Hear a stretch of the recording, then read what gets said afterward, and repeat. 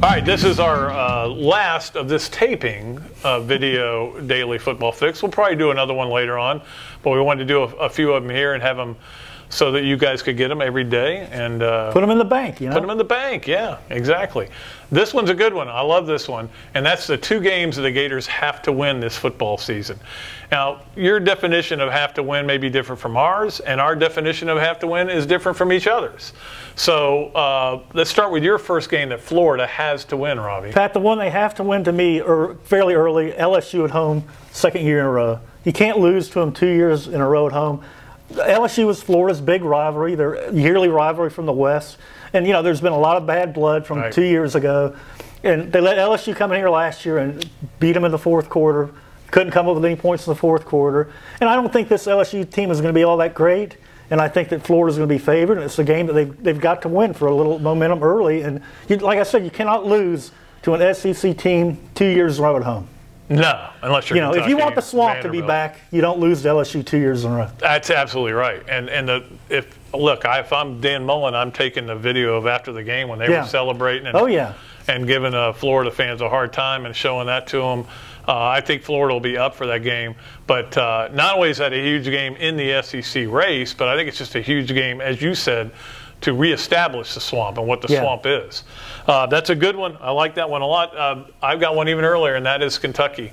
That's a big one. Because I think if you lose that Kentucky game, okay, it's only 1 game in the SEC. You can come back from that. But now you've set precedent, and now you're the first team in over 30 years to lose to Kentucky, and it doesn't matter that Kentucky's better. It's still going to be talked about for weeks. About, oh, God, Florida lost to Kentucky finally. I think that's a huge game for confidence.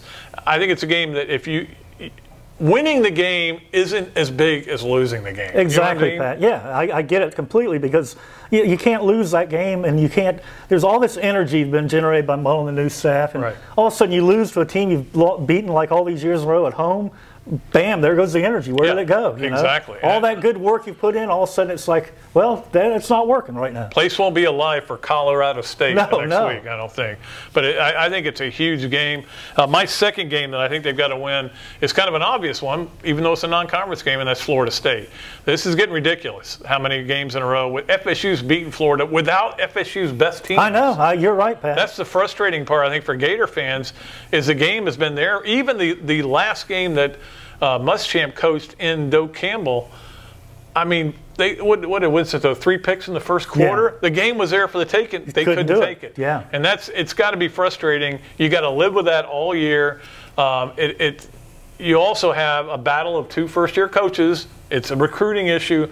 I think it always is. People say, oh, it's not that big a deal, but it is. It is. I think it's I don't know if it's if you gave me and you said Florida, you can wish 1 game for Florida. I'm not sure it wouldn't be the Florida. I think it would be, Pat, because FSU's kind of gotten into their heads now. Yep.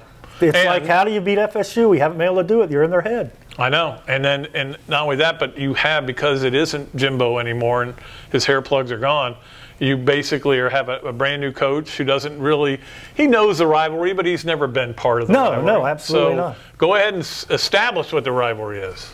Dan Mullen has been. Yeah, oh yeah, he definitely has been. But my second game, Pat, is one they have to win. To me, Georgia. We've talked about FSU being in Florida's head. If Georgia comes in with losing all the players they had and beats Florida again, they're in Florida's head. Yeah. And in this rivalry, when the team gets on top of the other team, it's hard to reverse it. So if they want to be a contender in the East again, they've got to win that game. Yeah, and also, with what happened last year was embarrassing for Florida. It really was.